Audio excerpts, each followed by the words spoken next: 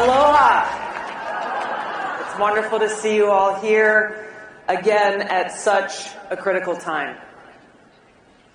Our democracy is under attack. The perpetrators of this attack are those who, in the name of saving our democracy, are destroying it. I don't use these words lightly. Every one of us who loves this country and who cherishes peace and freedom should be very alarmed by those who, driven by their insatiable hunger for power, are actively undermining all that we stand for. And almost every single day, if you're paying attention to the news and the headlines, there is some new assault and some new attack. Now, it's the Democrat elite and the swamp creatures in Washington who are doing all that they possibly can to keep us, the American people, from a very simple thing, having the freedom to choose who we want to be our next president.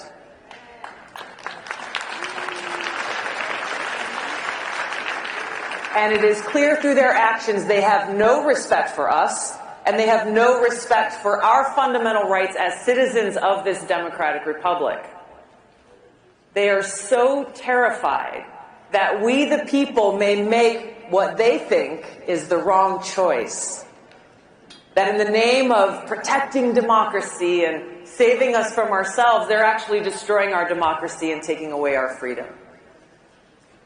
Now, we look throughout history and we can see many examples of evildoers who find some justification, who believe that they are doing the right thing.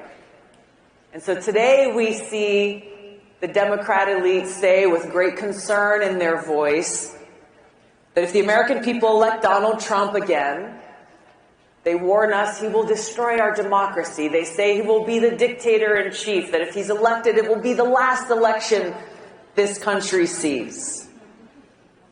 It's laughable. It is so crazy, it's laughable. But they're justifying their actions by telling themselves that they need to destroy our democracy in order to save it. It's lunacy, and it's the mindset and mentality of dictators. They are waging a multi-front battle, and they will stop at nothing until they're successful. I'm going to go through a few of the many examples. We've seen how Colorado, Maine, 32 states have taken some action or another themselves in an unprecedented way to try to remove the leading Republican candidate for president, Donald J. Trump, from the presidential ballots. In defiance of the Constitution, these people are single-handedly deciding that somehow they alone have the authority to take away our right as citizens to decide who we want to be our president.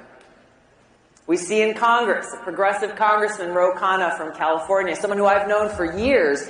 He is so desperate to take Trump off the ballot that he's demanding that the chairman of the Federal Reserve, a position that's supposed to be nonpartisan and apolitical, take action and intervene to stop the former president from getting reelected. On December 27th of last year, Representative Khanna said in a post on X that Federal Reserve Chair Jerome Powell, quote, should cut interest rates now, given most of inflation was caused by supply shocks. If he doesn't, he may be the person most responsible for the return of Trump. The Democrat elite and their cronies, they're using our criminal justice system to prosecute and distract the Republican presidential candidate in the midst of his campaign. As we know, Donald Trump currently faces 91 charges in 4 criminal cases, 44 on the federal side, 47 on the state side, all felonies. This most recent ruling in New York, the real estate case, charging him a $355 million fine plus nearly $100 million in interest for a business transaction where there was no victim or complaint, where all parties made money.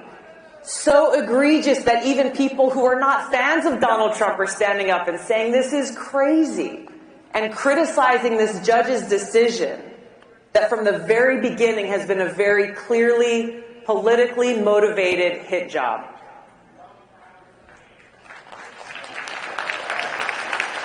This is the truth.